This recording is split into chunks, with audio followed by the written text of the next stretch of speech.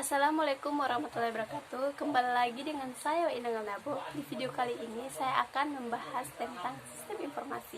Jadi langsung saja ke pembahasannya.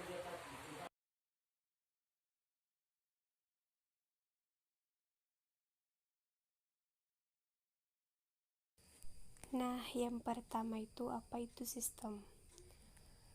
Sistem adalah kumpulan elemen-elemen yang saling berkaitan dan bekerja sama untuk memproses masukan atau input yang ditujukan kepada sistem tersebut sampai menghasilkan keluaran output yang diinginkan. Jadi di sini ada menurut para ahli. Menurut para ahli, pengertian sistem adalah gabungan objek yang memiliki hubungan secara fungsi dan hubungan antar setiap objek secara keseluruhan menjadi suatu kesatuan yang berfungsi. Selanjutnya pembahasan yang kedua yaitu model umum dari sebuah sistem.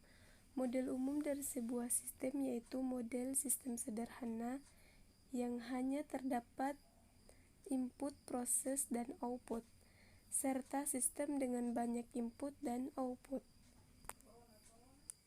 Selanjutnya pembahasan yang ketiga yaitu karakteristik sistem. Di sini karakteristik sistem terdapat 8 karakteristik. Yang pertama yaitu komponen sistem. Suatu sistem terdiri dari sejumlah komponen yang saling berinteraksi, yang artinya saling bekerja sama membentuk satu kesatuan. Dan yang kedua, batasan sistem. Batasan sistem atau boundary merupakan daerah yang membatasi antara suatu sistem dengan sistem yang lain atau dengan lingkungan luarnya. Yang ketiga yaitu lingkungan luar sistem. Lingkungan luar sistem atau environment adalah apapun di luar batasan dari sistem yang mempengaruhi operasi sistem. Yang ketiga yaitu penghubung sistem.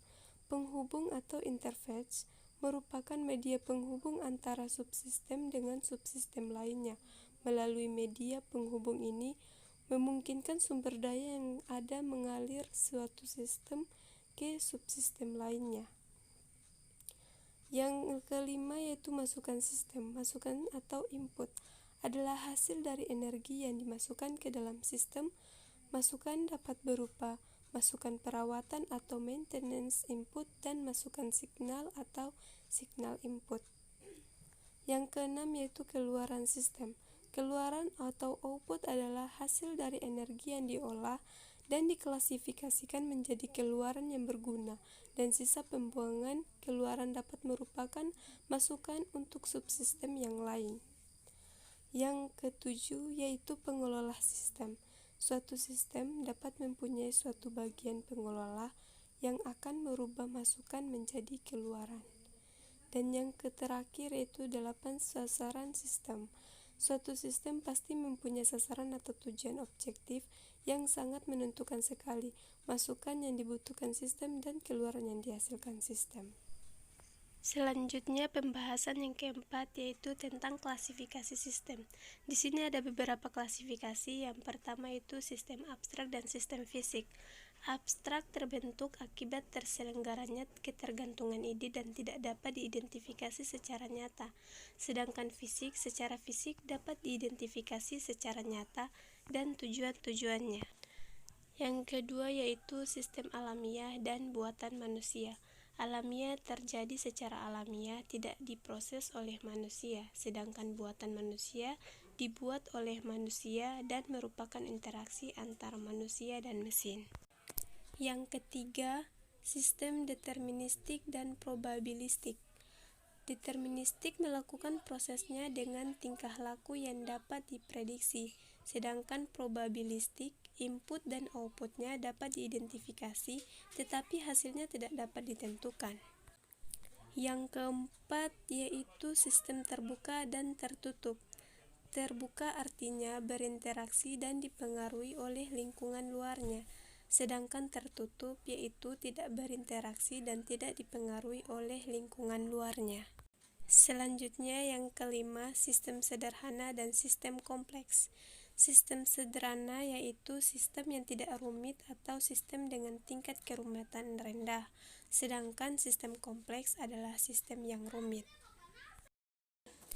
Selanjutnya ke pembahasan yang kelima, yaitu apa itu sistem informasi. Sistem informasi adalah kombinasi dari teknologi informasi dan aktivitas orang yang menggunakan teknologi untuk mendukung operasi dan manajemen sehingga menyajikan informasi yang dibutuhkan. Selanjutnya pembahasan yang keenam, yaitu contoh sistem informasi di sekitaran Anda. Yang pertama yaitu e-learning. Dalam masa pandemi COVID, sekarang ini banyak di sekitaran kita yang belajar menggunakan e-learning, dari jenjang anak sekolah sampai mahasiswa di universitas lainnya. E-learning merupakan sistem informasi dalam bidang pendidikan dengan penerapan sebuah data yang diproses dan disebarkan melalui teknologi. Contoh selanjutnya yaitu e-commerce atau perdagangan online. Ini adalah salah satu contoh yang banyak diterapkan dan dirasakan oleh masyarakat dalam kehidupan sehari-hari. Perdagangan online ini, cara kerjanya juga mempermudah proses perdagangan yang ada. Metode kerjanya pun mudah di mana seseorang hanya perlu memasukkan pencarian barang yang diinginkan lalu pilih beli. Nanti komponen sistem informasi berupa output akan muncul, yakni barang yang dibeli tadi. Contoh selanjutnya yaitu booking online. Booking online adalah sistem informasi dalam melakukan pemesanan secara online dengan beragam pemesanan berupa tiket transportasi, tiket konser, hotel, dan lain-lain. Cara kerjanya pun sangat mudah. Seseorang hanya perlu memilih hal apa yang ingin dipesan secara online. Nantinya seseorang tersebut akan mendapatkan bukti berupa pemesanan yang berhasil dilakukan. Pembahasan yang selanjutnya yaitu tentang komponen sistem informasi. Di sini ada beberapa komponen sistem informasi. Yang pertama, perangkat keras atau hardware, yaitu mencangkup peranti-peranti fisik seperti komputer dan printer. Yang kedua, perangkat lunak software atau program, yaitu sekumpulan instruksi yang memungkinkan perangkat keras untuk dapat memproses data. Yang ketiga, prosedur, yaitu sekumpulan aturan yang dipakai untuk mewujudkan pemrosesan data dan pembangkitan keluaran yang dikehendaki. Yang keempat, orang atau manusia, yaitu semua pihak yang bertanggung jawab dalam pengembangan sistem informasi, pemrosesan, dan penggunaan keluaran sistem informasi.